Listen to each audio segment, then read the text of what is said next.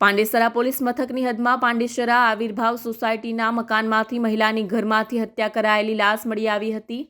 જે અંગે પાંડેસરા પોલીસે તપાસ હાથ ધરી હતી, જેમાં મહિલાની તેના પતિએ જ હત્યા કરી હોવાનું સામે આવતા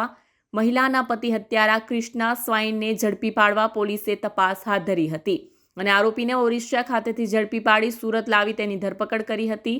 તો પત્નીના ચારિત્ર ઉપર શંકા જતા હત્યા કરી હોવાની હત્યારા પતિ ક્રિષ્ના સ્વાઈએ કબૂલાત કરી હતી। ગઈ તારીખ 6 જાન્યુઆરી 2025ના રોજ આવિર્ભાવ સોસાયટીમાં એક ડેડ બોડી મળેલ,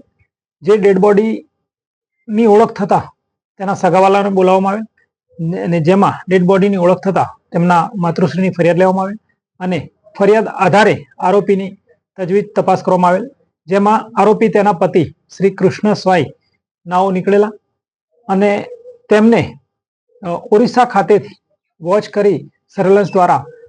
પીછો કરી ત્યાં ડિટેન કરવામાં આવેલા હતા અને આજ રોજ એટલે કે પાંડેસરા પોલીસ સ્ટેશન ખાતે સુરત શહેર ખાતે લાવી તેમની ધોરણસરની અટક કરવામાં આવેલ છે। બનાવની વિગત એવી છે કે આરોપીએ પોતાની પત્ની પર ચારિત્ર્યની શંકા રાખી અને મૃત્યુ નિપજાવેલ છે। આરોપી અને મરણ જનાર બંનેના વિરુદ્ધ પાંડેસરા પોલીસ સ્ટેશનમાં 2017માં મર્ડરનો ગુનો દાખલ થયેલ છે, જે મર્ડર બંને જણાએ મળીને એટલે કે પત્નીના ભાઈની પત્નીનું શાળાની પત્નીનું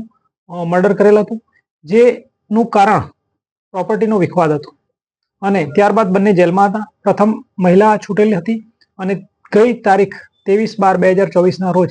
આ કૃષ્ણા સ્વાઈ છૂટેલ અને આવીને તેની પત્ની બદચલન હોવાનું તેને જણાતા તેણે પત્નીને પોતાની રૂમમાં જ હત્યા કરેલા ગઈકાલે કબૂલેલ છે। મારવામાં તેણે દિવાલ સાથે તેને પટકી હતી તથા કુકરનો ઉપયોગ કરેલ છે અને રસોડાના વાસણનો પણ તેણે ઉપયોગ કરેલ છે।